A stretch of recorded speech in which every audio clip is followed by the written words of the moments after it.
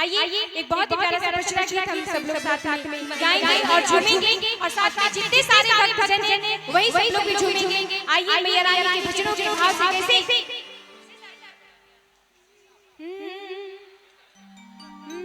सतोरे बहनिया के देवता बैठोली आए नवरात घर माई के बोलोली सतोरे बहनिया के देवता बैठोली आए नवरात घर माई के बोलोली और किसे हो जमाना साथ तुझे आइएगा हो जमाना साथ तुझे कोई जमाना तुझे पूजा जगह कोई जमाना पूजा जगह सादर मैया की देवता भले आए मनाना हरि माई की बोलोली सादर मैया की देवता भले आए मनाना माई की बोलोली कोई जमाना तुझे। और ये बात ये आप लोगों को कहना है, आवाज आ जाए ना बड़ी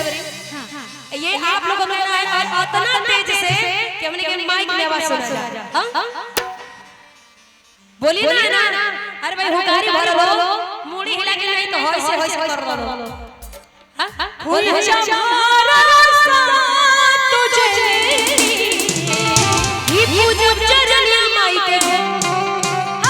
कोई जमाना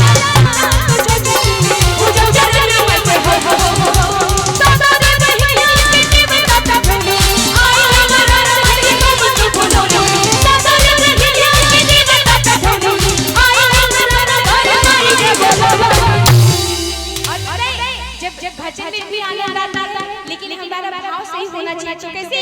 कोई जमाना तुझे और आप लोग को बोलना चाहिए। आप लोग बोल रहे थे ना बोल रहा था बोल ये बोल रहे थे अभी इसलिए बोलना है हम है ना 3 बार पूजा चरनिया न तालियों के साथ अच्छा लगेगा। धुन भी बजाइए भाई नहीं वो सुरती नहीं है नहीं कौनो बात सुरती अरे भाई ऐसी चीज है कि कोई एनर्जी सही बात है ना ये एनर्जी है भाई लोग का। अगर पास में ना रहे तो भैया ये नहीं कि अगला व्यक्ति है कौन तुरंत हाथ मसला जाला कोई जमाना साथ तुझे चरनिया मुझे चढ़ा तुझे चरनिया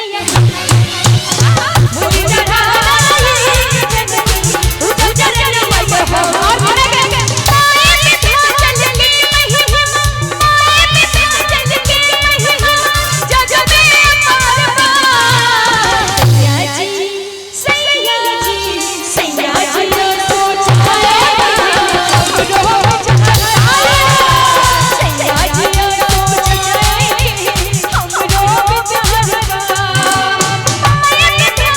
के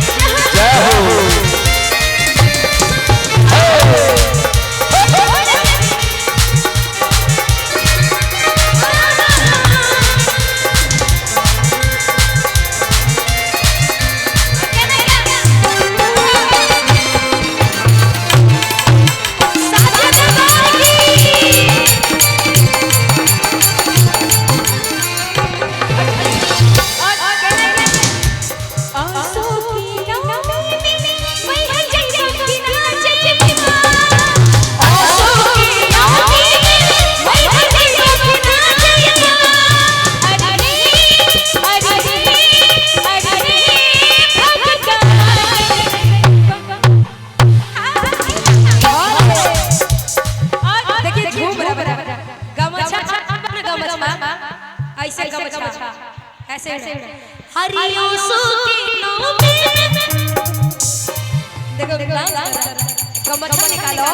मीठी मीठी काटना कि बिहारियों में असली पहचान गमछा माथे पे पगड़िया होके हाथ में लौरिया ओकरा के बुझलिया खाती भोजपुरिया आंसू के